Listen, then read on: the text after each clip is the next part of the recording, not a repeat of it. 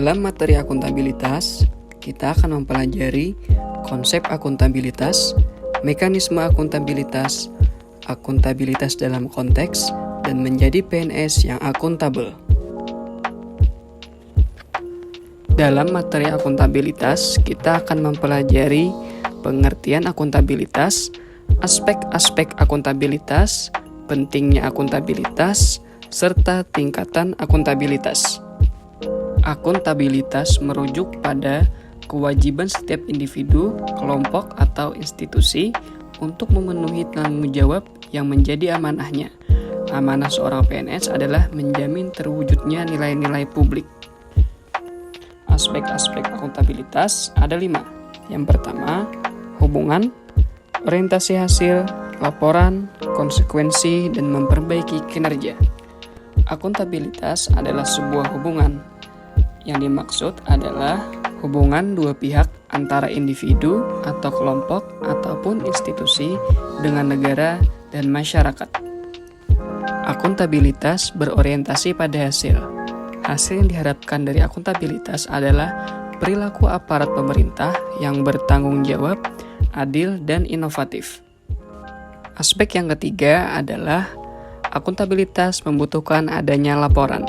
Bentuk akuntabilitas setiap individu berwujud suatu laporan yang didasarkan pada kontrak kerja, sedangkan untuk institusi adalah laporan akuntabilitas kinerja instansi pemerintah. Yang keempat, akuntabilitas memerlukan konsekuensi. Akuntabilitas adalah sebuah kewajiban. Kewajiban menunjukkan tanggung jawab dan tanggung jawab menghasilkan sebuah konsekuensi. Konsekuensinya tersebut dapat berupa penghargaan atau sanksi. Yang kelima, akuntabilitas memperbaiki kinerja. Tujuan utama akuntabilitas adalah untuk memperbaiki kinerja PNS dalam memberikan pelayanan kepada masyarakat. 3 fungsi utama akuntabilitas publik. Yang pertama adalah peran demokratis, peran konstitusional, dan peran belajar. Akuntabilitas publik terbagi menjadi 2. Yang pertama adalah akuntabilitas vertikal, yaitu pertanggungjawaban kepada otoritas yang lebih tinggi. Selanjutnya yang kedua adalah akuntabilitas horizontal, yaitu pertanggungjawaban kepada masyarakat luas. Tingkatan dalam akuntabilitas, yang pertama adalah akuntabilitas personal, mengacu pada nilai-nilai yang ada pada diri seorang seperti moral, integritas, etika, dan kejujuran. Akuntabilitas individu mengacu pada hubungan antara individu dan lingkungan kerjanya, yaitu antara PNS dengan instansinya sebagai pemberi kewenangan. Selanjutnya adalah akuntabilitas kelompok. Akuntabilitas yang ada dalam sebuah institusi memainkan peranan yang penting dalam tercapainya kinerja organisasi yang diharapkan. Akuntabilitas organisasi mengacu pada hasil pelaporan kinerja yang telah dicapai, baik pelaporan yang dilakukan oleh individu terhadap organisasi atau institusi, maupun kinerja organisasi kepada stakeholders lainnya. Akuntabilitas stakeholder, jadi yang dimaksud adalah masyarakat secara luas.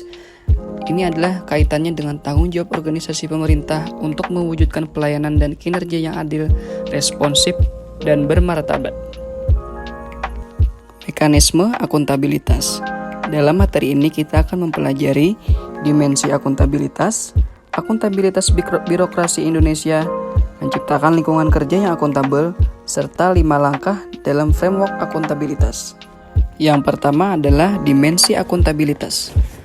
Terbagi menjadi 4 dimensi: akuntabilitas kejujuran dan hukum, akuntabilitas proses, akuntabilitas program, dan akuntabilitas kebijakan.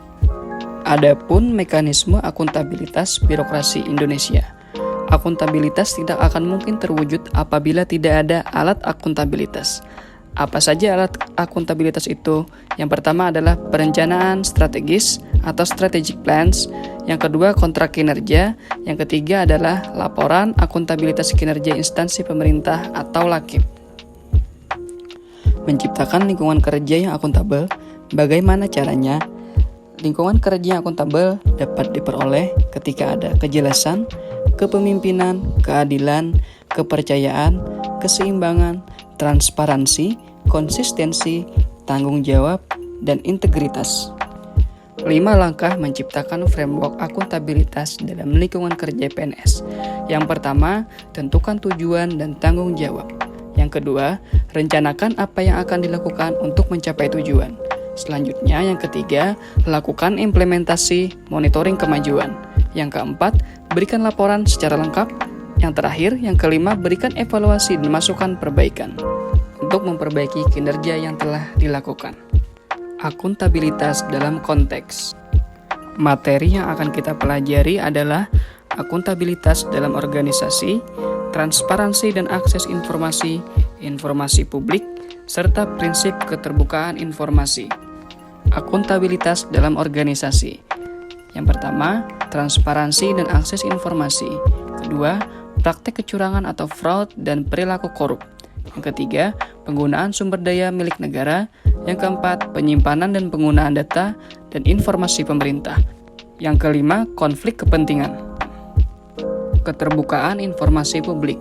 Dalam Undang-Undang Nomor 14 Tahun 2008 tentang Keterbukaan Informasi Publik Pasal 3 menjamin hak warga negara untuk mengetahui rencana pembuatan kebijakan publik, program kebijakan publik, proses pengambilan keputusan publik, serta alasan pengambilan suatu keputusan publik.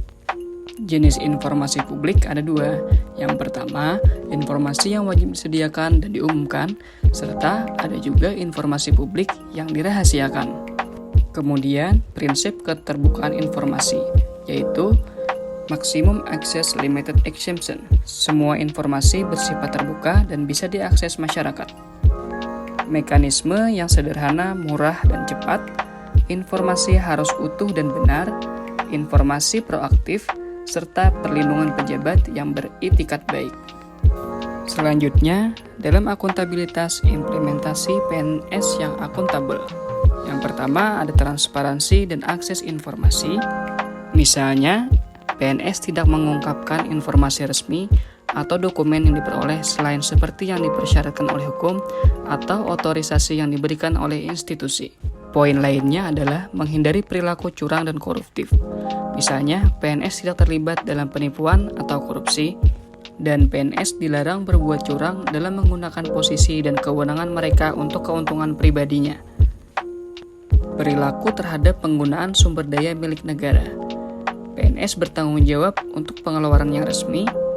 PNS hanya menggunakan pengeluaran yang berhubungan dengan pekerjaan. Perilaku berkaitan dengan penggunaan data dan informasi pemerintah. Misalnya, PNS bertindak dan mengambil keputusan secara transparan. PNS menjamin penyimpanan informasi yang bersifat rahasia.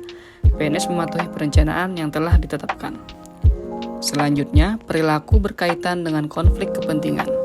Misalnya, PNS harus dapat memastikan kepentingan pribadi atau keuangan tidak bertentangan dengan kemampuan mereka untuk melakukan tugas-tugas resmi mereka dengan tidak memihak. Poin terakhir, PNS harus mengambil keputusan yang akuntabel, misalnya mampu mengutamakan kepentingan umum, memastikan tindakan dan keputusan yang berimbang dan tidak bias, bertindak adil, dan mematuhi prinsip-prinsip due process, akuntabel, dan transparan. Terima kasih atas perhatiannya. Sampai jumpa di kesempatan lainnya. Assalamualaikum warahmatullahi wabarakatuh.